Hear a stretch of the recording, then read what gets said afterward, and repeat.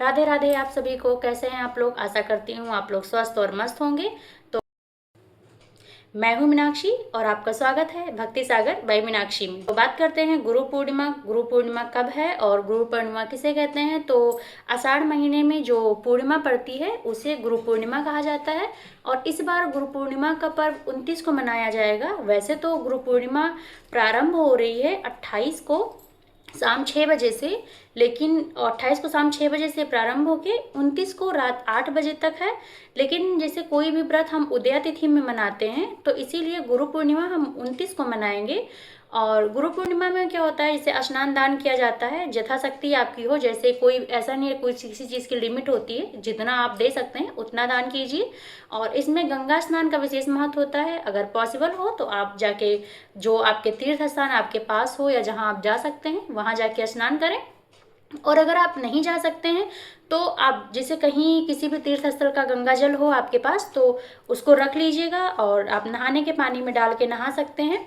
और जैसे इसमें क्या होता है, पूजा विधि में होती है, तो इसमें आप भगवान विष्णु की प्रतिमा रख के पूजा कीजिए, जैसे पीले पीले वस्त्र रख के आप। और अगर पॉसिबल हो तो आप सत्यनारायण भगवान की कथा सुनिए। और अगर नहीं सुन सकते हैं तो वैसे भी आप कथा ऑनलाइन जैसे वीडियोज में भी चला के सुन सकते हैं। और जैसे गुरु पूर्णिमा की भी कथा होती है, व्रत की कथा, तो उसको भी आप सुन सकते हैं। और अगर आप कर सकते हैं तो गुरु पूर्णिमा के दिन कथा ज़रूर करें। और इस दिन दान का विशेष महत्व होता है कि जो भी चीज़ें आपके पास हो वो आप दान कर सकते हैं। या कोई आपकी मन्नत है जैसी, तो अगर आप कोई मन्नत मान के इस व्रत को रखते हैं तो जैसे 1 साल 2 साल, ऐसा नहीं कि आप एक ही बार में रखेंगे पूरा हो जाएगा, लेकिन अगर आप मन्नत मान के भी रखते हैं तो भी जैसे पूरा हो जाता है। और कुछ लोग के सवाल होते हैं कि जैसे जिनको पूर्णिमा के या पूर्णमासी का व्रत शुरू करना है तो इससे शुरू कर सकते हैं या नहीं। तो जैसे वैसे तो आप शुरू कर सकते हैं, लेकिन इस बार जैसे अधिक मास लगा था तो हमारे यहाँ अधिक मास के बाद में कोई भी व्रत शुरू नहीं किया जाता है। अगर आपके यहाँ किया जाता है तो आप कर सकते हैं, नहीं तो आप अगले साल से कीजिएगा। और अगर आपके यहाँ किया जाता है तो कोई बात नहीं, फिर आप इससे भी कर सकते हैं। और इसमें जैसे दान का विशेष महत्व होता है, आपके पास जो भी चीज़ें हैं जैसा मैंने कहा वो आप दान कर सकते हैं।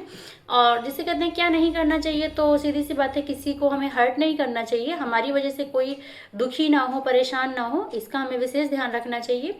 और इस व्रत में जैसे पूछते हैं व्रत कैसे करना है, तो आप पूरे दिन फलाहारी रहिए, फलाहार कीजिए। और जैसे शाम को आप चंद्रदेव को अर्घ दीजिए, जैसे लोटे में दूध, जल, शहद, सारी चीज़ें डाल के उनको अर्घ दीजिए। उसके बाद में आप अपना व्रत जैसे आप चाहें तो मीठा भोजन भी कर सकते हैं, नहीं तो वैसे भी रख सकते हैं। मेरे यहाँ तो जैसे मेरी मम्मी लोग रहती थी तो वो क्या करती थी, वो पूरे दिन निर्जला रहती थी और शाम को अर्घ देने के बाद में फिर वो जैसे फलाहारी चीज़ें खाती थी। अगर आपके यहाँ जैसे कोई ऐसा नहीं रहता या आप निर्जला नहीं रह सकते हैं तो आप वैसे भी व्रत रख सकते हैं, फलाहारी भी। ऐसा नहीं है कि आपको निर्जला ही रखना चाहिए। देखिए, शरीर जितना साथ दे हमें व्रत वही करना चाहिए। ऐसा नहीं कि शरीर को बहुत ज़्यादा कष्ट देकर या भूखे रहकर व्रत करना है, इससे भी भगवान खुश नहीं होते हैं। क्योंकि देखिए, हम सब उनके बच्चे हैं तो कोई नहीं चाहेगा कि हाँ उनका बच्चा दुखी हो। तो आप जैसे यथाशक्ति है आपकी, जैसा आप रख सकते हैं वैसा रखिएगा। ज़रूरी नहीं कि हाँ आप ज़बरदस्ती करें। और आप शाम को अर्घ दे के वो जैसे पूजा कीजिएगा, उसके बाद में आप खा पी सकते हैं। जो भी चीज़ें आपको दान देनी है आप वो चीज़ें दान दे सकते हैं। और जैसा मैंने बताया वही आप व्रत रखिएगा। और 30 से तो सावन शुरू हो रहा है, तो इसकी वीडियो मैं आगे अपलोड करूँगी कि सावन का सोमवार कब से है और कौन कौन से सोमवार रहने हैं। सावन में भी कई चीज़ें होती हैं जो हमें विशेष ध्यान रखनी चाहिए, तो इसकी वीडियो मैं अपलोड करूँगी। तो अगर आपको मेरी वीडियो अच्छी लगती है तो लाइक, सब्सक्राइब, शेयर ज़रूर कीजिएगा। आशा करती हूँ आपको मेरी वीडियो पसंद आई होगी। राधे राधे।